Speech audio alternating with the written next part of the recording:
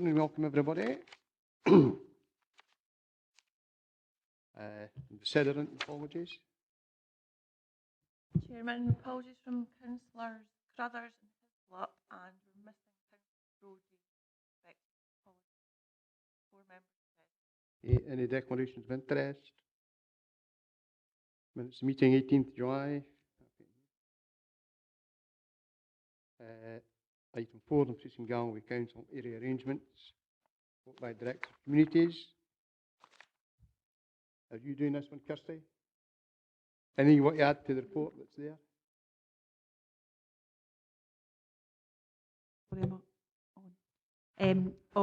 Of basically increasing opportunities for public to become more easily involved in scrutinising performance. Also within there, the report, just to highlight that it's proposing a change in frequency, 2 monthly for area committee meetings, but increasing the schedule of ward forums and community meetings, which would be more flexible and responsive in terms of different approaches could be taken at a local level. And perhaps what's not been made explicit in the report is that there would be a clear intention to bring back to elected members of area committees performance information on how these arrangements had worked, whether they'd worked well or not, and to get feedback on that. Questions? All right. On the report, Chair. Yeah, a number of questions on it. I'm not sure what 321 input, and this is looking at the whole of standing orders, business meetings, and so forth. Input to any major and local consultations having regard to the national standard for community engagement. I think we need to bottle this out in terms of standing orders and the whole process of consultation.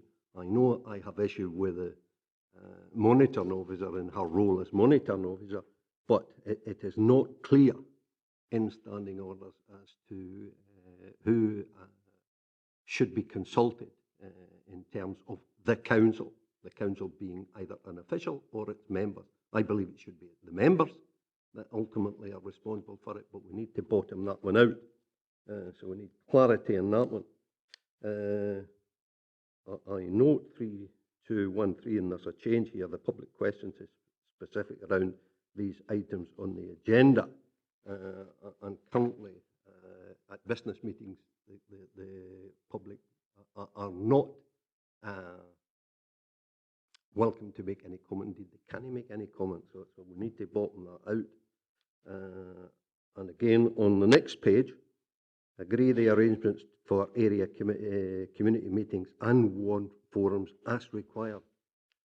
I don't think that the ward forums have been fully thought out in terms of what is in this report as to the process, procedures, who will be responsible for them, who will set the agendas, who will chair ward forums, because it's almost like crossing the Rubicon where on reading this, it will be an official to chair. As we currently stand in area committee, we know who the chair is because it's an elected position. But in these ones, it is not clear. And it is not clear in terms of an individual member's roles and responsibilities in terms of ward business that individual would be doing. So I am not entirely sure that this has been properly thought out or indeed a procedure in place in moving forward. Yes, we can set a programme of meetings, but who's responsible for the agenda, the business, in taking things forward? Who is responsible? Does that cut across the existing protocol between member officer working? So you know, I did request a meeting with, forget her name now, Liz. No, that hasn't happened yet for different reasons.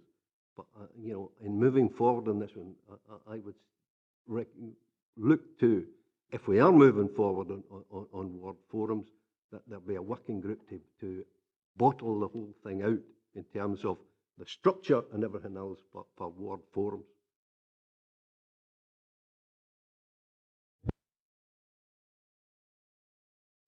Sorry, thanks, Chair. I think as Councillor Scobie's pointed out, the report does highlight where the decision making would come in terms of the area committee making the decision on the programme and the schedule. But I'll hear your views in terms of there are gaps potentially in information around who would chair, etc. I mean, my own thoughts on this were that although we discussed this quite a bit of depth at the last meeting, perhaps we should go out to the area committees and have a wee discussion with them. It might be easier if the director took it out to the 4 area. I mean, there's no rush for this to be done anyway. It's no great importance, to be quite frank with you. But again, there's a number of meetings, etc., etc. So would members be happy just to remit this back to the department and take it out to the area committees for their thoughts on it? And it might be easier to explain to the elected members that way exactly what the thoughts are of the directorate as well. Alistair?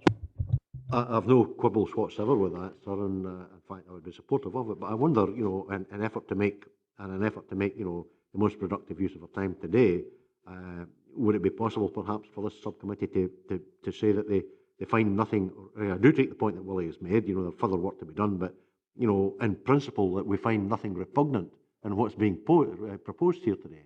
And I would like to see that, you know, recorded, because that would give us some basis on which to take matters forward. Yeah, it's nothing wrong with that, because we went through a lot of this at the last meeting, and I think this is just coming back. But it has been pointed out to me by others that you know, it hasn't been discussed at the area committee level, so maybe that's what needs to go first. Right? Chair, I'm not sure if I agree with Alistair whether I find it repugnant or not. And I wasn't at I was at the last, I came for the last meeting, but it started at 10. I came for 10:30. No, that's no me excusing myself. That was an error on my part, but I understand the meeting lasted about 10, 12 minutes. So I'm not sure what in-depth discussion there was on it, but I am not entirely convinced that ward forums is the way in moving forward in terms of the existing member officer protocol. So I think that it does need further consultation, and your suggestion I find acceptable in going to the area committees and then getting a feedback from the members on it. Members happy to do that, Colin? I just check what we're actually asking area committees to do, because obviously a number of recommendations, you have no problem at all with the recommendations, I have to say.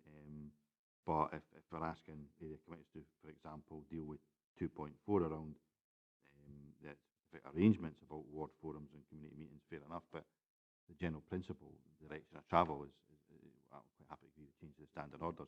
It's about the actual detail of the implementation. I presume we're asking area committees. Is that right? We're not asking area committees to revisit the whole issue again, are we? And that's the point I was trying to make earlier, Chair, that, you know, at the end of the day, as Colin says, we're you know, quite happy with the proposed direction of travel. I think it would be helpful to area committees, in fact, for this subcommittee to make its position in that regard clear. So you're not just simply blandly referring, you know, the whole thing to be considered by area committees almost de novo. You know, we're making not trying to steer, but putting on record the fact that, you know, we're quite happy as a subcommittee with the direction of travel, and hopefully that would be taken as a helpful comment. Happy to go on with that? Members happy? Right? I am, but I want to be quite specific about it. I mean, I'm quite happy with the recommendations 2.123, but I suppose I have no problem with the area committees discussing the format of the actual implementation. How it's, so, I mean, for example, I mean, we have community meetings at the moment. I don't see this being a significant change, other than the fact that what we're saying is, instead of having in one example, a community meeting that might necessarily cover the whole of Nithsdale, to talk about, say, the White Sands Flood Protection Scheme, which, with respect, probably hasn't got a huge amount of interest at the north of Sanka. We actually have a ward forum that says the ward members that cover that area that have a forum with the public to discuss it, and that just makes sense. You know, that could be, in some cases, one ward, but actually, if it's, say, for example, about Dumfries Town Centre, it may cover more than one ward. So you bring together 2 wards and you have a ward forum. You know, you have to have that flexibility there. That's no different at all from the community approach we have at the moment, other than the fact that maybe on a smaller scale it may not be a formal whole of Nithsdale, and it's probably even a bigger issue around Whitingshire and Stewart. You may have a ward forum to talk about flood prevention scheme in Newton Stewart, and that doesn't necessarily need to involve members in Sunra. So I think around those specific arrangements, how that's going to work in practical terms, I'm quite happy for that to go out to the committee to discuss. But the actual issues about this is the direction of travel we're moving in, I think quite happy to agree that today. I'm not diametrically opposed to what's being said, but I'm not totally convinced that, in terms of standing orders and everything else for that to be included. Paul says it's already operating,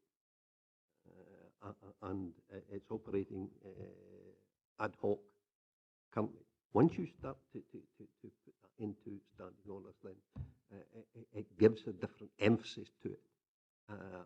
And hence, I would prefer the whole issue of 2.4 to go back to the members and, as you suggested, done through the area committees to get their views before we finalise. And then that would give a feedback from the members to this committee for any change, should it be required in standing order. So I would move, if need be, to have the whole issue referred back, rather than to accept that's the journey of travel we are on.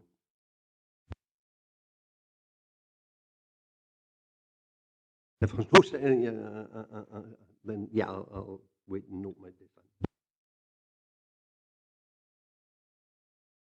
Expressed by others, and it may well be a lot easier for folk to understand what we're attempting to do.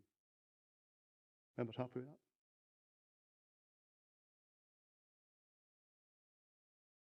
So I have no problem at all with the report. There's one paragraph 3.2.2.3 around the arrangements for ward forums that it might be worth discussing with area committees, but the rest I have no problem with the recommendations. Obviously, in terms of 2.2, we need to decide what we're recommending in terms of the frequency of business meetings. That's a specific question, but the rest I have no problem with changing standard orders and the other recommendations. But likewise, if it makes sense to take a report to the committee to talk about the specific arrangements around 2.4, then fine. But the other question then becomes frequency of area committee business meetings. To agree, what our view on that is. Well, as far as I'm concerned, this subcommittee has been given a remit, and I don't think that we should sort of. Well, my personal view is that we shouldn't really be abrogating that. As I say, and the parts of the report, and like Colin, I have no problems whatsoever in terms of the report. Let me say for the record, very much a fan of the concept of ward forums, etc. And I think that we should be making our position clear in that regard. By all means, conduct the appropriate discussion or get the views as appropriate for the area committees and report back, and hopefully take matters on from there. Okay, happy with that? Well, what are we agreeing in terms of the frequency of area committee business meetings? I'm quite happy with the proposal here, which suggests that you have a business meeting every 2 months as opposed to monthly at the moment, and then obviously presumably you then have your ward forums. Logical thing to happen. So the recommendation says consider the frequency of area committee business meetings. Well, therefore we need to answer that question today.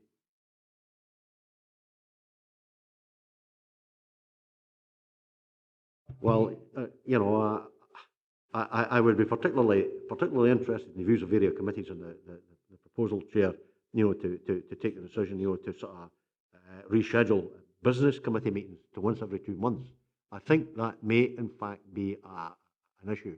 Certainly, from the point of view of my own area committee, I would wonder just exactly, the length and duration of a 2-monthly meeting, what it would be likely to be. So I think to that extent, that, as I say, my view was that happy enough with the general direction of travel. Let's consult area committees, see just exactly what their take on it is. Whether or not a bi-monthly meeting of area business committees would be acceptable may very well be a moot point at this stage. In fact, I can imagine my own area committee taking the attitude that, well, they would maybe feel that was a bit too much of a gap. You're reducing it from 10, 11 to about 6.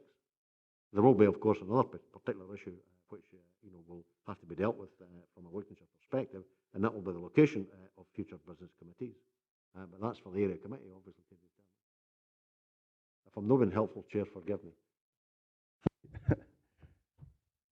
try to get the consensus here. So I take it we appear that majority would agree that 2.1, 2.3, 2.4 accept the recommendations, and obviously ask the directorate to explain to the area committees what these mean, and 2.2 consult the area committees on their views and whether it should be bi-monthly or monthly or what. I mean, I don't think any of them are pressing issues anyway, but if members are happy to go that way, would that achieve what we're trying to do? It certainly does for me. I mean, so effectively what you're asking the area committees to give a view on is the frequency of area committee business meetings, and to also have at a local level a discussion around some of the specific arrangements to do with community meetings, ward forums, how they want that to work in practice near particular area. I think that sounds reasonable. The rest of the recommendations Very, very grateful for that clarity and succinctness, Chair. And I would be totally supportive. Can I note my dissent, Chair? And there being no seconder to my motion. Well, given there's no seconder, Anyway, moving on. To clarify, then if Colin needs any further clarification, is to defer 2.4 for that discussion to take place at area committee on the whole concept of ward forums, community business. Right, I think what we've agreed is we accept recommendations 2.1, 2.3, 2.4, and 2.2 goes for consultation with the area committee. But the directorate will be there to explain I think, Chair, that's a very important point, that, as Colin has said, along with the wider discussion. And it was on that basis that I signed up a couple of minutes ago, along with the wider discussion. So I really, well, I'm not going to sort of try and cajole my colleague. I'll let it be. Still, my dissent could be recorded. Moving on to item 5. Again, this is just 1 or 2 minor amendments. Anything to add to that, Claire or Rona? Chairman, I was just having a trawl through standing orders, keeping it constantly under review, and some suggestions there for members to discuss further. Any issues, Alistair? Paragraph 3.2, sir, the second paragraph there. In relation to votes taken by roll call on exempt items of business, there will only be a record that a vote has taken place and a summary of the decision without disclosing the exempt information. Now, I know exactly what's being suggested there. I know the logic and the rationale behind it, having discussed it earlier with Rona. The only point I would make, Chair, is that somewhere there will have to be a record of the voting that took place, and that will have to be framed, I would suggest, Chair, in such a fashion that if it's ever needed, it has full evidential value at law. Now, I don't care whether it's locked in Rona's safe or whether it's in the chief executives or wherever, but subject to that proviso, my view would be that I have no difficulties with what's being suggested. But I think we must somewhere have a record, because it, well, I raised it at our meeting earlier Monday of this week with the chief executive and his team, and he made the point that yes, you could have, for instance, like corruption inquiries where you would need that information. I hadn't seen it as specifically as that, but if you have legal action been taken in relation to an exempt decision by a committee, there's been a vote. Certain members may feel, in fact, that at the end of the day, if they're not careful and if there's no proper record, their position, could possibly be prejudiced and prejudiced at law. And that, to me, would be wholly unsatisfactory. So on that basis, Chair, as long as there is a record somewhere and it's retained and it's, I would suggest that it's put into such a fashion which would have the best possible evidential value if ever need to be produced, I'm totally happy with it. Okay, Rona, anything to add to that? I think it makes sense, because we're taking a note here anyway of a roll call vote. So therefore, it's there, it's put somewhere. And there will be a time limit on certain things anyway. So once you hit that time limit, it's destroyed in any case, as other documents are. Yeah, sensible. Chairman, we do keep the votes by ballot and the voting for 4 years on the access back. Robert? Yeah, Chair, and again support what Alistair's saying here. And one, that there are confidential items of business, and we do record. So without making known what that exempt item of business is. So I think we do need a way in which the vote is recorded should there be a vote on the issue. Now, I can think of social work, and I know it's been taken away from it in due course in terms of the complaints review panel reports that go up. So there could be votes there. I would hope we do record should there be votes on that. In terms of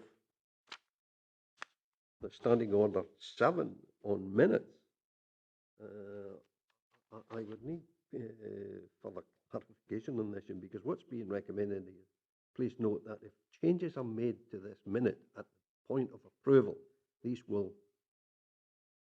be incorporated into the subsequent minute, and the original minute will not be retrospectively altered. So anyone looking at a minute trail, looking for a minute, and they look at the date of the meeting and the minute, they will look at an inaccurate minute under what's being suggested here.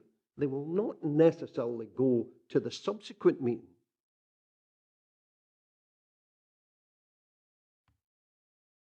And you check up, and it's an inaccurate minute, you've no way of knowing that. What this does is actually solves that problem. Because when you go to that minute, that thing will be on the front there, and therefore if the person isn't happy with what they see in the minute, the sensible thing to do is to go on to the next minute.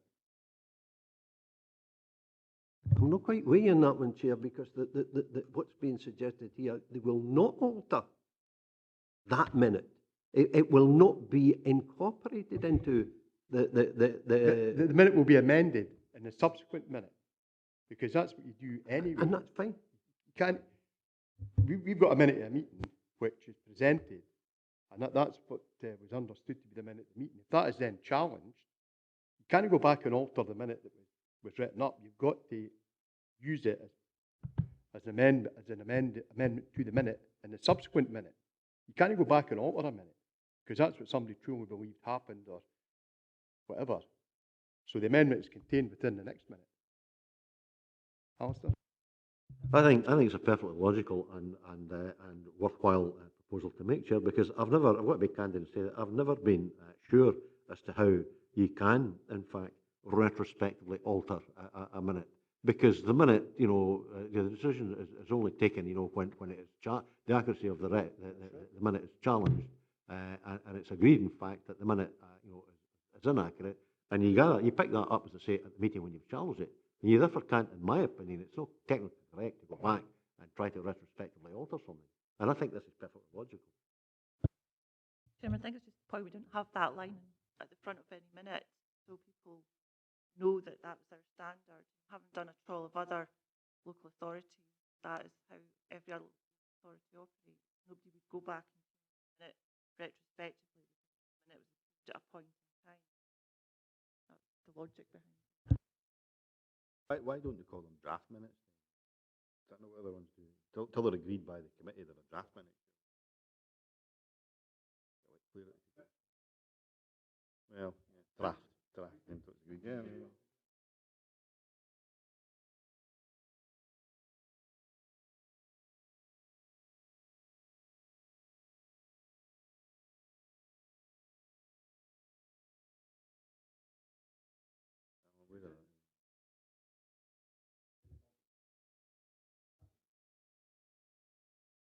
So if the public then asks for a copy of the minutes of a meeting, what do they get?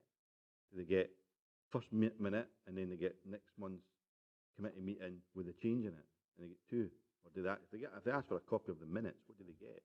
Final agreed minutes, surely. Yeah. Is that what they get? Yeah, the minute as amended, yeah. Yeah, I'm confused on this one, and that's what I'm saying. Like Colin, what minute do they get? I will remember in another life when it was worked in, when it was district council, and I saw all these books, and I always wondered, what are there all bound books about? And it's when the minute was handwritten, and the advice I got was, even the paragraphs have, you know, you've got to fill the paragraphs so that a minute can never be altered or skewed in any way until it comes back. We know what e-system, do we, in terms of how the minute is kept, and I know the chair signs the minute once it's approved. But is it the amended minute that will be then the one that goes forward, as Colin is? What minute stands is what I'm asking in the public domain. In this day and age, all our minutes are electronically available. We don't really get asked by the public for a couple of minutes. They are all on there. I think the point I was trying to make was that every minute should have this line at the top of it. So, you know, if somebody was interested in a particular subject, then go to the next minute, which is electronically on the system, check to make sure there weren't any amendments to that minute following the time. Sorry. Try to keep it simple, just to warn folk, if there is any amendments, check the next minute, basically. And at the end of the day, how often are minutes challenged and needing to be corrected? It's once in a blue moon, so let's not get our knickers twisted. It's something major that happens after every meeting.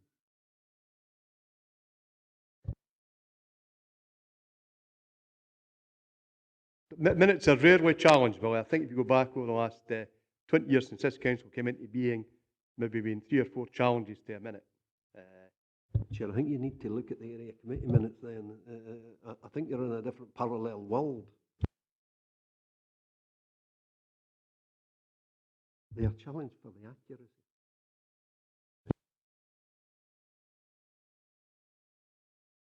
At the end of the day, most of their minutes are only recording decisions. They're not recording a verbatim debate that took place within the authority.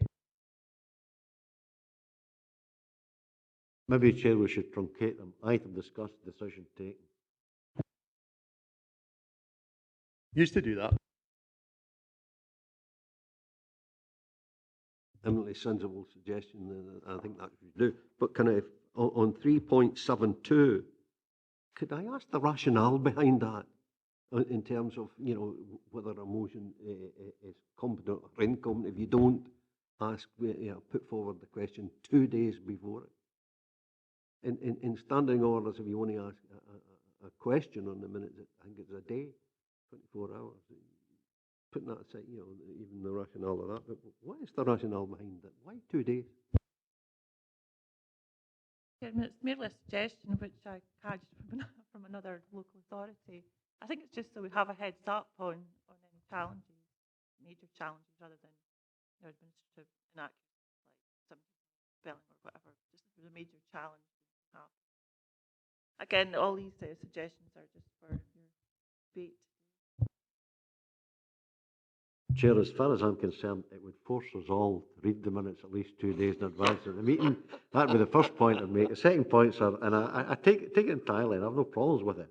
If in fact someone is of the view that, you know, the minutes are not correct, I think, you know, and it's going to be challenged, I think, you know, the staff have got to be given reasonable notice of that, you know, to allow them, as it were, you know, to sort of provide the relevant information to determine it either one way or the other way. And I think that's a perfectly reasonable suggestion. 2 days is not unreasonable in my view. I think it also gives time to go through the recording of the meeting as well. Okay. Chair, we're going to concede and be charitable to officials. I've no difficulty. Any further issues on these amendments? Okay. Members happy to accept the recommendation? Okay. Moving on to item 6, rates relief appeal procedure. What I did before the meeting, because I realised that there's a number of options here, but when we had a training day, there was only 11 members of this committee attended. Now, on the basis that the person who's actually got a copy of the names is on holiday, then I think it would be inappropriate to try and make a decision on how we compose this committee on the basis of how many folk have had training, because that will have a bearing on which of the the various suggestions to take on board. Again, since this committee has only met, that was only the third meeting of the Rates Relief Subcommittee in 20 years, and I have checked, there's no other ones outstanding in the near future, that if we just continue this one till we get the relevant information, whatever kind of subcommittee we try to agree to today, if the folk weren't trained up, then it wouldn't happen. But I think there's an opportunity there to say to others, do they want to be trained as well? It's got to do with this committee, though. That's to do with it. Whatever we agree, you'll have to put in place a process that provides members with training. But what we're being asked to do is just decide we need to change the standing orders in light of what the Communities Committee recommended. On personal views, we don't, because if a group leader wants to nominate somebody from another group to be their substitute, they can do that, basically. But I'm not sure what the training has got to do with that. But the problem is we didn't ken who's been trained. That's the trouble. I mean, it could all be from one group, or one group couldn't have had anybody trained, and we can't get that information today, unfortunately. But the membership of committees change all the time, so we can't decide the standing orders of the council on the basis of who's been trained so far, because the membership could change tomorrow. We can't, and therefore you have to train other people. I was on the employment subcommittee till recently, so I got training, but whoever took over from me will now require to have training, basically. So I don't know what the training of the existing members of a committee have got to do with standing orders, which will certainly go on long after the existing members of that committee are in place. It could change tomorrow. Yeah, Chair, I think it's been remiss of me not to raise this under our first item, but, if we look at, I don't have the report, but if we look at 343 and standing orders clearly says, if it's a full council, and anyone can go forward as a substitute, but if it's a subcommittee of a service committee, it can only be a member of that committee.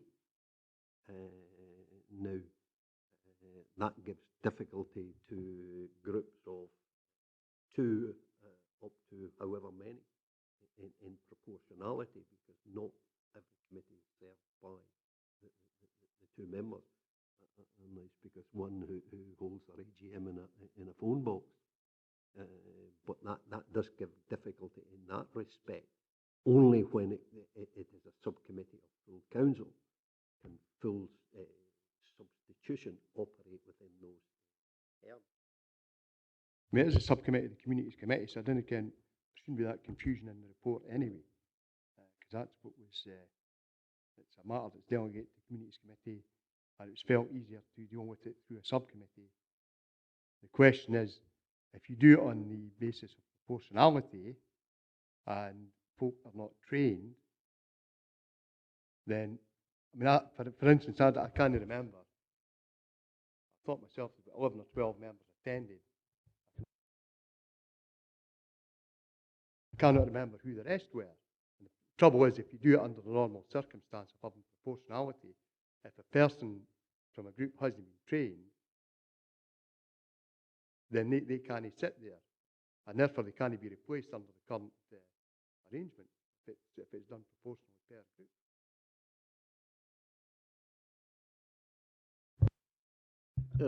As far as I'm concerned, Chair, if you look at paragraph 3.4 of the report, it gives the various, in terms of establishing a standing subcommittee, there are a number of options. As far as I'm concerned, I don't have any difficulty with 3.4.4, using the existing employment and approval subcommittee with the necessary amendment to the subcommittee's delegations. And that, standing what happened earlier on this morning, that that's of particular relevance to that, why do we have to establish a further subcommittee when we've got a vehicle there that would be suitable and capable of doing the job with the appropriate amendment? But I mean, I don't understand why we would use the Employment and Appeals Subcommittee, because none of them have been trained. I mean, I just didn't understand why that paragraph was in there. Why would you transfer the remit of the Communities Committee to the Employment and Appeals Committee? That's the bit I didn't understand. I don't understand why that was even in there. Chairman, to just clarify, obviously at the moment it's an ad hoc subcommittee, and service committees are permitted to establish ad hoc subcommittee, but to make it a standing subcommittee, it was just to put some options forward that it either remains with communities as a subcommittee, or there are other mechanisms to remit to be fulfilled, really to give suggestions. Well, what would seem easier to do is to leave it as it is as an ad hoc subcommittee. There's a point that it's only met 3 times in 20 years. I have established there's no other appeals pending, so leave it as it is. I don't think it needs to be formalised. It's different if it was like the employment appeals, it was meeting on a monthly basis almost. But this is unlikely to meet again, probably during the duration of the present administration. Why not just leave it as an ad hoc? I don't have a problem at all with that. I think that the issue arises in the fact that there seems to be a suggestion that the substitutions shouldn't necessarily be proportional, but I don't see how we need to change standing orders to make that happen, because the reality is if you set up a subcommittee then it's based on proportionality, you're then allowed substitutes. There's absolutely nothing whatsoever to stop one group nominating a member of another group to sit on that as a substitute, because that's happened in the past. And I don't think standing orders prevent that happen. When you go to a group to say you have 2 members on a committee, you're allowed substitutes. There's nothing in standing orders says that you can't have a substitute from another group. In fact, there's probably nothing in standing orders when it talks about proportionality that the allocation to your group needs to come from your group. I'm sure somebody actually, Councillor Covers once nominated somebody from another group for a committee. I mean, at the end of the day, we did have a meeting. There's 5 years turned up and 2 didn't turn up, right? They didn't send substitutes for whatever reason. But that, I mean, there's today, 3 members of this committee missing. Now, they haven't deigned to send substitutes, although they could have. So at the end, I mean, it's an ad hoc. Is there any point to change it? It's not likely to meet the next 6 or 7 months. Is there any need to actually do anything about it at the moment? Can I just come in and Councillor Smith's point that in the previous report you've actually amendment to the scheme that substitutes from the appointing group. However, subject to other arrangements in the scheme. So in terms of maybe a way forward, just keep it an ad hoc subcommittee, but for that subcommittee only allow substitutions from others. As per the recommendation from the committee in the first place. I mean, the difficulty is we won't get 11 folk trained, so we've had to meet in the near future, meets on an ad hoc basis. You're looking at permanent any 7 from 11. Probably want to give the opportunity for the 10 who didn't attend training to undertake training. That might help to tidy it up. But as I say, it's unlikely to ever meet again in the next few months, so leave it as it is at the moment, I think. What's your favoured option then, Chair? Ad hoc? If we leave it as it is as an ad hoc, it met the ones that dealt with the business to everybody's satisfaction. I've been made aware it's unlikely that there's no other appeals pending. And as I say, they're few and far between. I've sat in the whole 3 we've had in the last 20 years. There was one way back in 95, next one was 2006, next one was this year. So it seems to be every 10 years we get one. I don't think any of us will be here in 10 years. So. When you are an independent councillor of 1 and you're on a committee, how can you choose a substitute? Can't choose a substitute. That's extended if you're a group of 2 and no, you haven't one sub if that other member is not a member of that particular service committee where the subcommittee emanated from. So you know, and that's it was reminiscent because if standing orders is to meet, you know, it may be that we've got to review that, but I don't know how members would feel on it. No, but that would mean you're looking at a committee. You're looking at committees having a specific business, and therefore, because you had a 2-man or a 3-man group and only 1 member in that committee, they'd have to make every subcommittee of every committee subcommittees of the full council, and that's taking responsibility away from committees, and particularly committees like this that are dealing with specific subjects once in a blue moon. Is it really worth all the bother? Because effectively it means you've got to get everybody within a group trained up if you make it a subcommittee full council. You can't get the full turnout of a committee, you know, you get a full turnout of council. And I'm happy to leave it as it is. I think that's the easiest way. Alistair? Notwithstanding my earlier remarks, I'll go with that. Thank you. Okay, members happy with that. We'll just leave it as it is at the moment. Okay. Right. Can I beg your leave, Chair? I think I mentioned the consultation on the first item, just to ask if that could be something that's a matter of subject to review, then standing on. What matter was that? Consultation and where the property lies.